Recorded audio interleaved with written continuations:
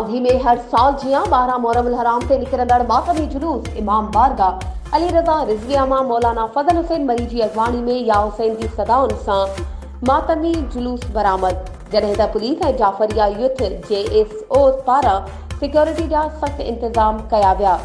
मातमी जुलूस दौरान अज़ादारनि पारां या हुसैन जी सदाउन सां मातम कंदा शहर जे मुख़्तलिफ़ रोडनि खां थींदा मंझंदि जो हुसैनी चौक ते पहुचंदा, जिते कारी गुलज़ार उन्नड़ मौलाना ग़ुलाम रज़ा मौलाना फज़ल हुसैन मरी ऐं सुहैल नज़फ़ी मजलिस कंदा।